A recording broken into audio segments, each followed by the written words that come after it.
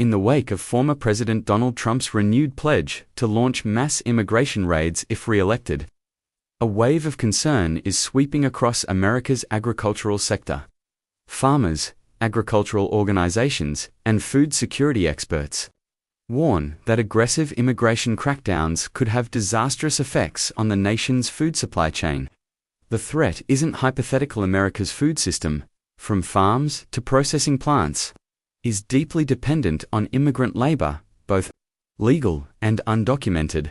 Disrupting that workforce, they argue, could result in widespread food shortages, price hikes, and economic instability in rural communities. Farmers on edge. Many farmers, particularly those in labor-intensive sectors such as fruit, vegetable, and dairy farming, are raising alarms. According to the American Farm Bureau Federation, more than half of all hired crop workers in the United States are undocumented immigrants. These workers are essential to planting, harvesting, and processing food across the country. Without them, large portions of America's fresh produce could rot in fields. "We already struggle to find enough workers," says John Martinez, a second-generation lettuce farmer in California's Salinas Valley. "If Trump brings back those raids, we're not just going to lose workers, we're going to lose our entire harvest." Similar sentiments echo throughout farming communities in Texas, Florida, and the Midwest. Even in traditionally conservative regions, farmers are expressing unease about the political rhetoric surrounding immigration enforcement. Their concerns go beyond politics. This is about survival. Food prices at risk. Food economists warn that large-scale immigration raids could trigger spikes in food prices, particularly for fresh produce, meat, and dairy. The logic is simple. Fewer workers mean lower output and slower processing times, leading to scarcity in stores. During Trump's first term, targeted raids on meatpacking plants and farm operations resulted in temporary labor shortages and disrupted operations. If those raids are expanded under a second term, experts say the consequences could be long-term and systemic.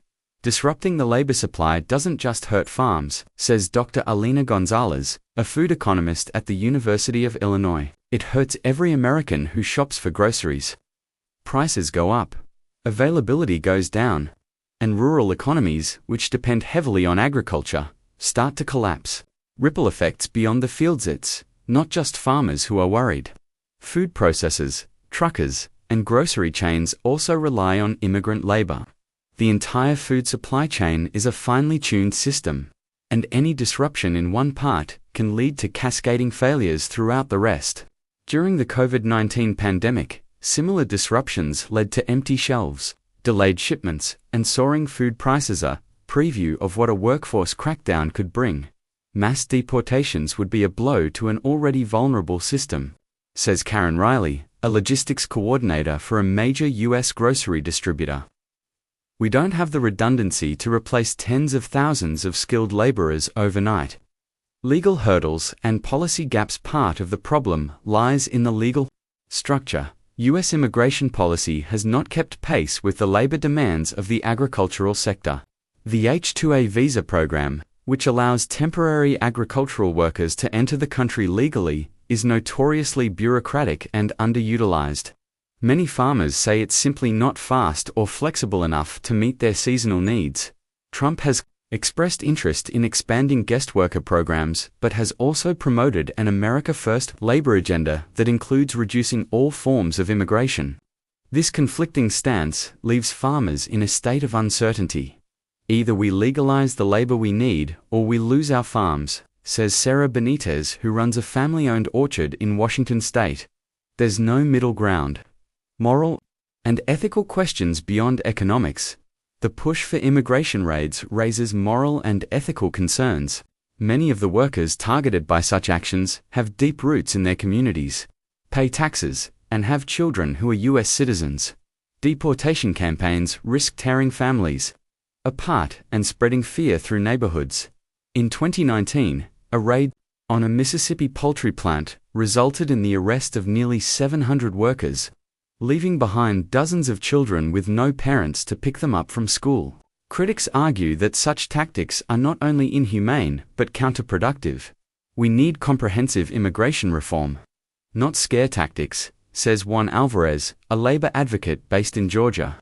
Our food system depends on these workers. Treating them like criminals is not the answer. A nation at a crossroads with Trump's immigration policies once again in the spotlight. The debate over undocumented labor in agriculture is heating up. On one side are calls for strict border enforcement and mass deportation. On the other are voices warning of economic disaster and humanitarian crises.